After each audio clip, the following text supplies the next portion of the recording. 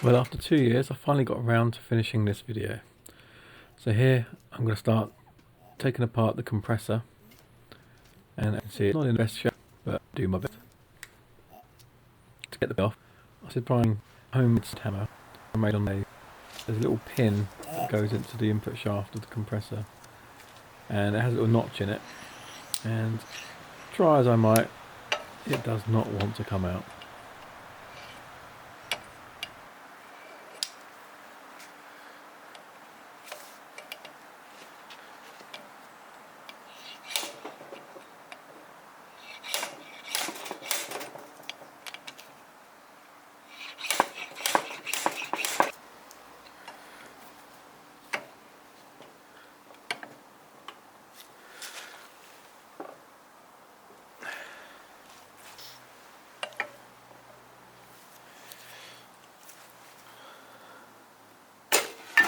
Shit.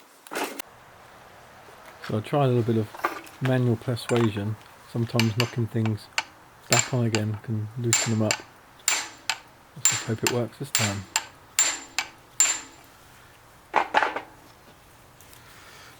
No.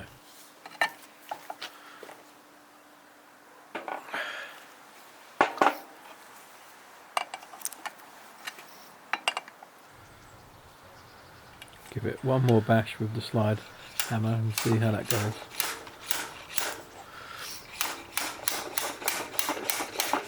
Finally the pin's out, but the pulley does not want to come off without a fight. My newly acquired puller was just big enough for it.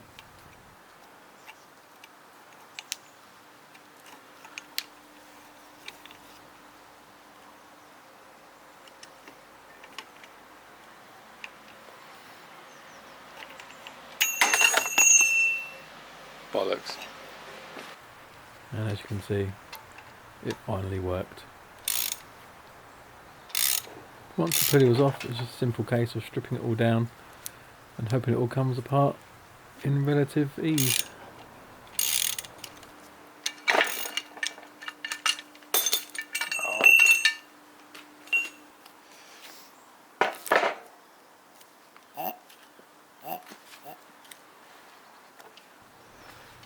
Off came the old inlet filter housing, which was thrown away.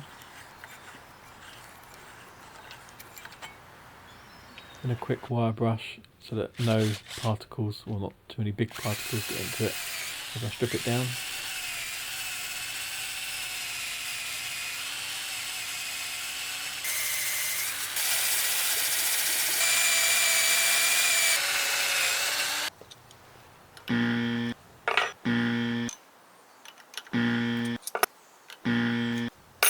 Just 6 bolts holding the cylinder head on, but it was pretty tight and I had to crack it off with a screwdriver.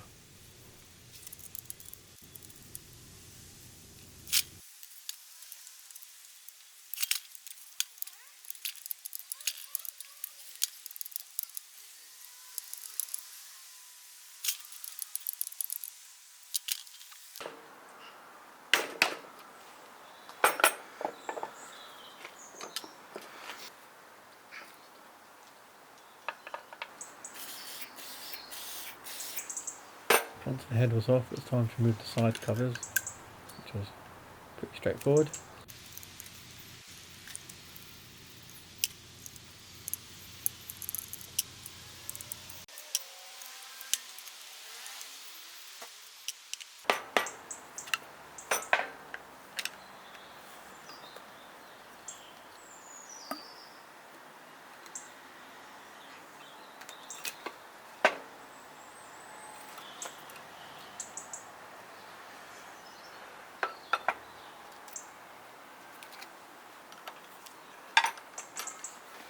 This input shaft cover also holds the main bearing for the front.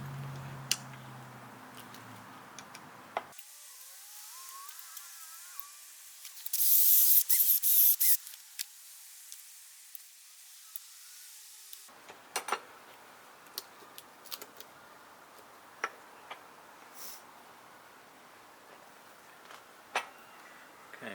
The rear housing also has a bearing, which is surprisingly difficult to remove. Took quite a few attempts to get it out.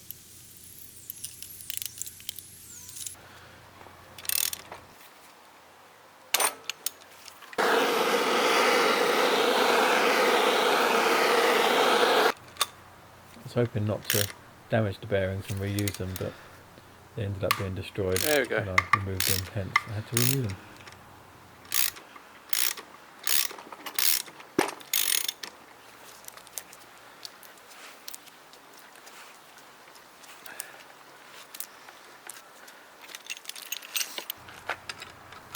Back to the other bearing, this one was an absolute pig. It's going straight out, this one. It's paid off.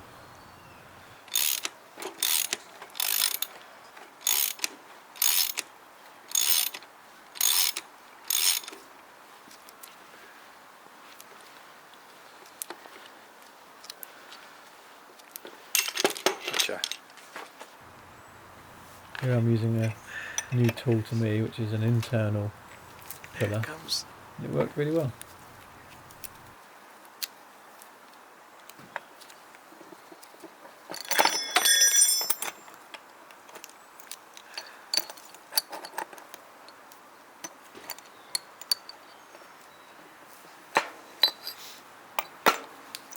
One.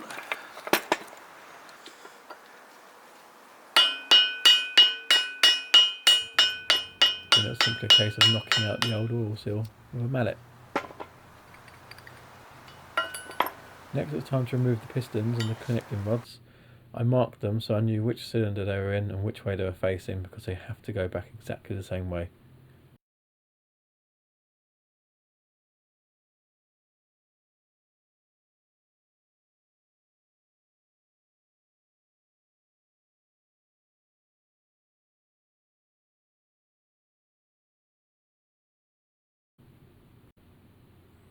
The crankshaft was in surprisingly good condition. All the bearing surfaces were pretty good with no major marks. Then it was time to clean everything up and then put it into the ultrasonic bath. The ultrasonic bath also heats it as well as creating those pulses for cleaning, so it worked really well. The heat gets rid of all the grease, and once it was ready it was dried off, and then I used an enamel high temperature engine paint because air compressors get very hot. I did 3 coats of this just to make sure, and the cylinder head got the same treatment as well as the end caps as well.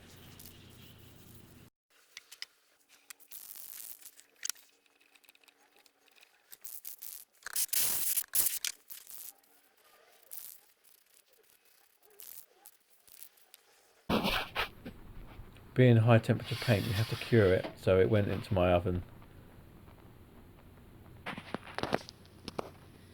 Once everything was ready, then it was all ready for assembly. All components were cleaned up and bearings were renewed, as you can see, just in the new packets, new oil seal.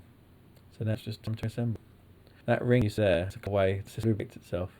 It picks up oil from the floor, and as it rotates, the ring moves around carrying the oil, and it brings it onto the shaft of the crank.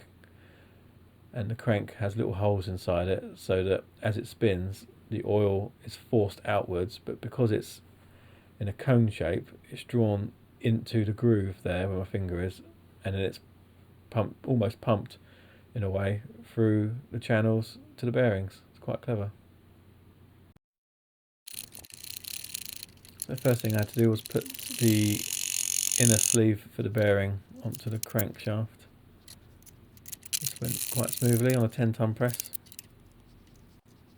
Same for the rear portion of the crankshaft. Then the outer race of the bearings were pressed into the housings that go on either end of the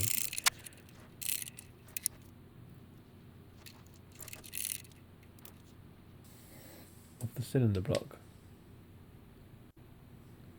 Also had to pressing a new oil seal as well.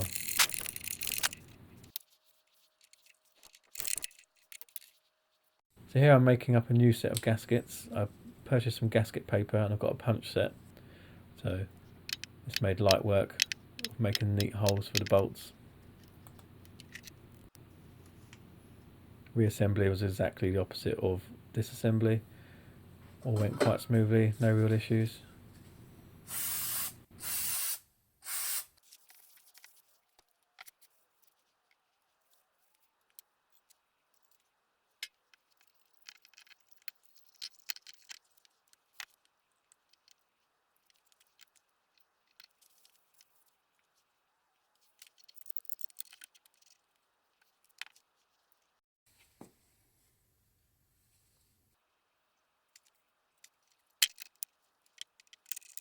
You can see here there's quite a lot of end float movement. This is due to the replacement bearings not being quite identical to the originals. So what I did was, on the lathe, I quickly machined up a packing piece to take up the end float, and then after that it was fine. Getting the big ends on the crank shaft was quite tricky, not much room, and I think I had to do this twice because I forgot to put the locking tabs on the bolts beforehand.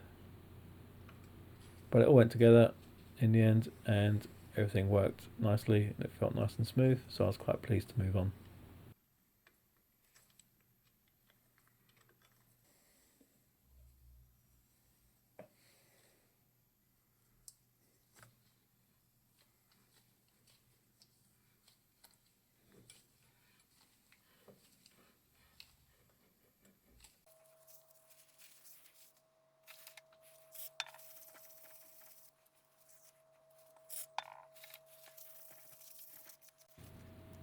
See, I've got a new gasket on the cylinder head.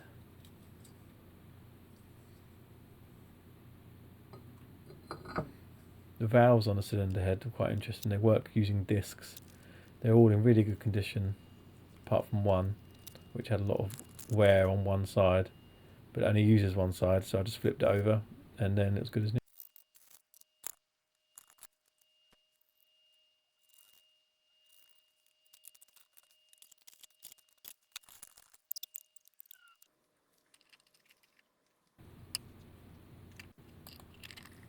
I cleaned up the nameplates as best as I could.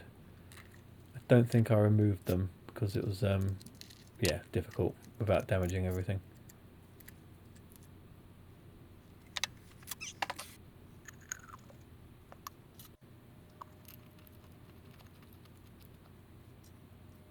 I then filled it up with compressor oil. This is not normal mineral oil. The breather, which you just saw me put in, that was cleaned up because it was obviously quite dirty and oily, and it was repacked with fresh wire wool.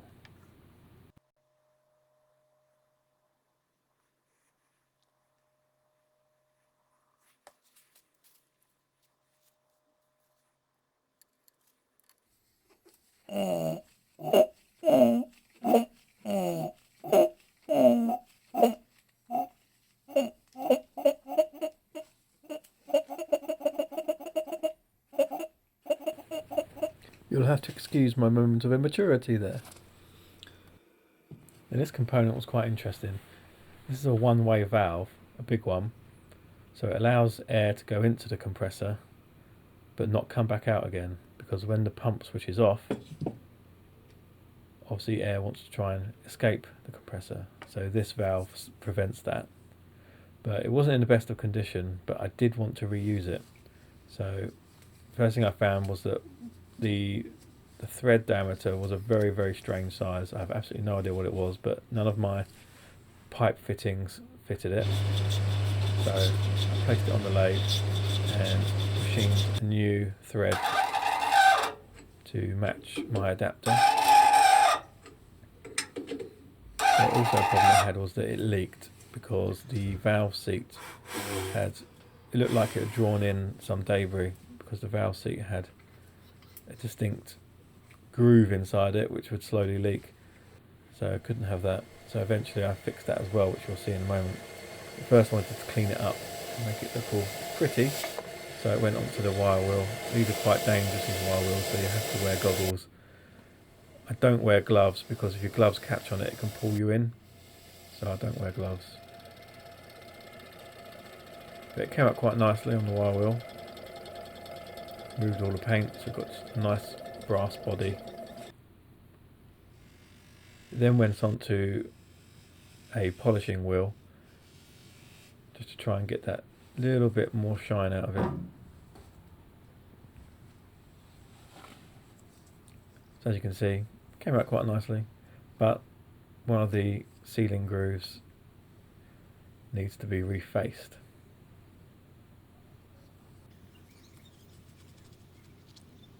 So removing the cap, that's the old spring, and you can see it just falls apart. So I replaced the spring at some point. The seal, you can see the mark just there. So the seal for the plunger, that was just taken off, flipped upside down and put back on again because the opposite side is completely fresh and has no marks on it.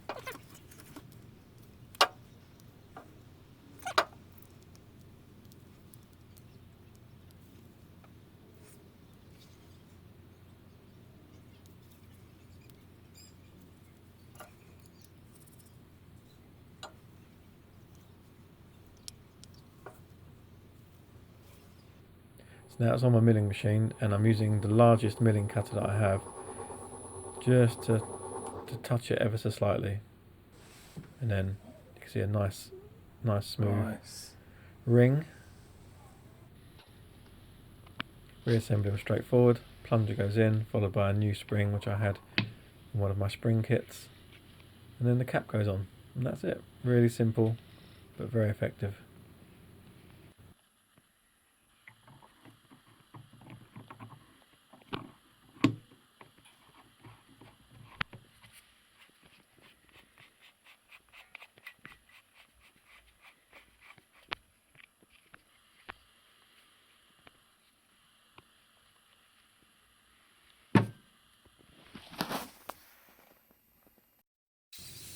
Now we finally come to the assembly of the compressor. So the first thing I put on was the one-way valve with all new fittings. I used brass and copper wherever possible, and I polished all of the fittings as well.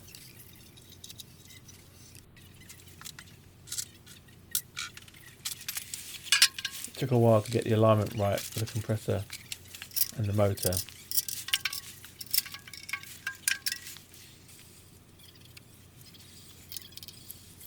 I use Loctite 542, which is a thread sealant. It's not a thread locker. It just creates a perfect seal. Because when using compressed air, it's always a good idea to use it.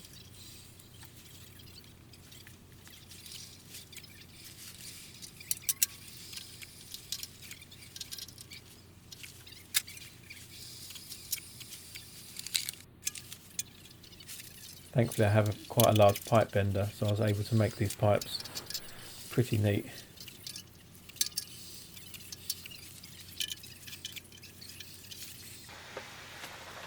So on with the pressure switch.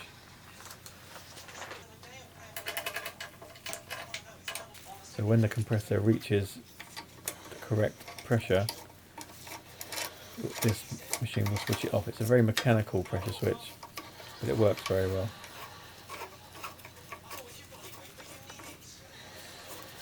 And that little valve on the side there, that's the pressure release that goes between the air compressor and the cylinder, so it doesn't trap pressurized air outside of the cylinder, I think.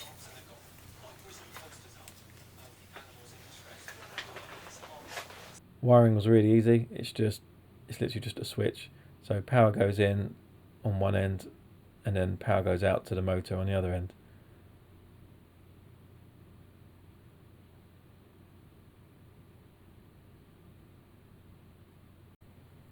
Took several attempts to get the pressure right for the pressure switch because it's adjustable, but it didn't take long.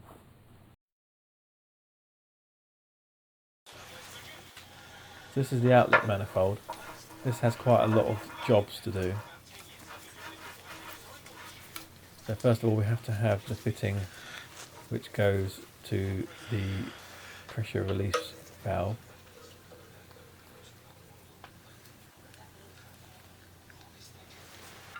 And again, all these fittings and pipework were all polished before they went on. How long it will last, I have no idea. Next up, on with the pulley.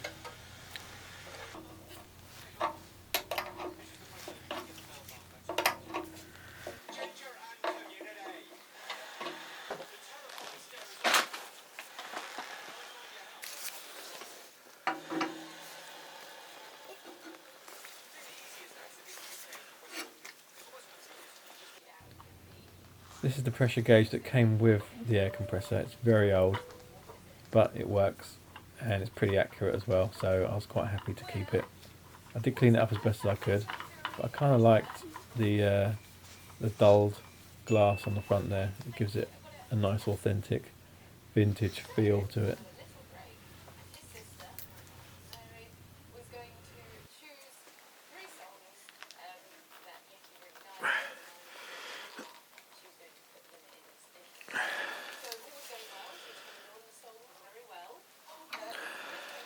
So it's got two outlets. I use one as a British push fit connector, and the second one is, I think it's called a Euro connector. So it just means that I can use whatever tools or fittings that I have available.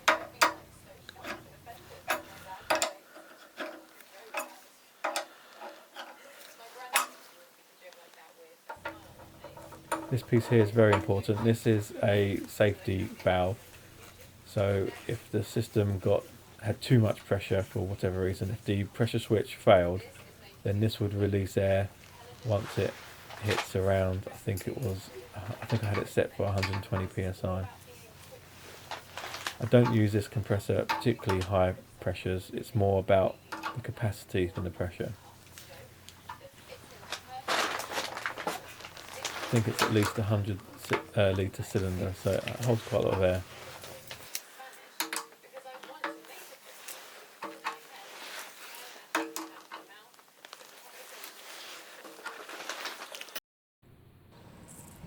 And this is the final result.